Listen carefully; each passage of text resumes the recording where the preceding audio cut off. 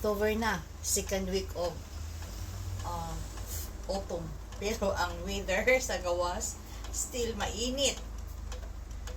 Pag siya sa adlawan init, pero pag gabi at saka kanang morning, ay tugnaw. Ay naku, Ginoo ko. Ang Pilipinas, luy kayo ang mga tao. Aloy jud ko kay ano, ang pobre sa mot ka pobre. Ang mga politiko sa mot ka dato.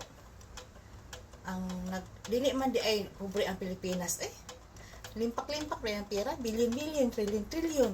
Kaso lang wala magamit sa sakto ang mga buhis.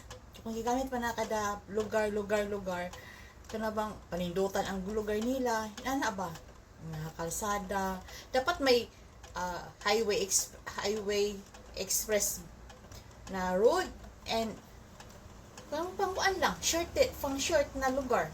Parehas diri na dahan kaayong express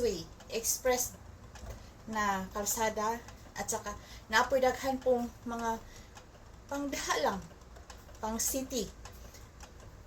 Ano ang taba, no? Tapos na subway, nasa na train, wala. Sa Cebu, wala. Walang subway, walang train. Train na unta to. Pahala ko lang subway.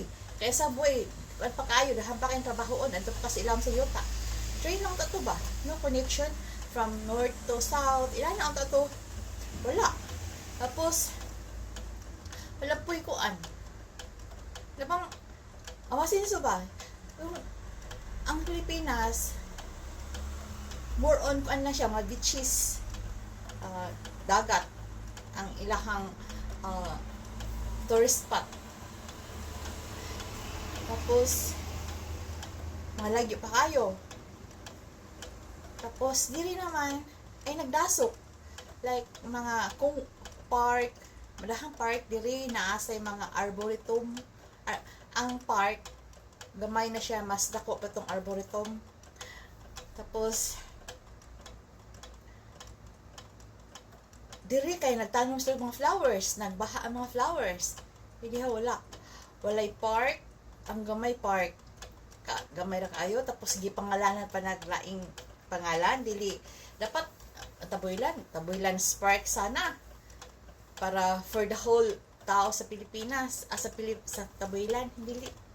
Giangkon ko sa katao, Herona Spark. Oh my gosh. Parang nga, grabe ang Pilipinas, ang corruption from president down to the kapitan. Imagine yung kickbacks. 30% pinakamalaki, 25, 20, 15 to 10. Tapos lang nag-share ang kwarta ng buhis, gi-share na nila kaon, namalit silang daghan ang mga sasakyan, katulad ni Diskaya, nakakurenta, kasakyanan, grabe. Tapos, everyday, ang usa ka buwan, 30 days, rabaya, ini ka. So, ang 10 cars niya, hindi magamit. Oh my gosh, pag everyday ni magamitan ang kuan, ang tawag ini, ang sakyanan niya. Tapos, masuko ba yung Ginoo na ay mao siguro na kisig parosa diha. Suko yung Ginoo na do.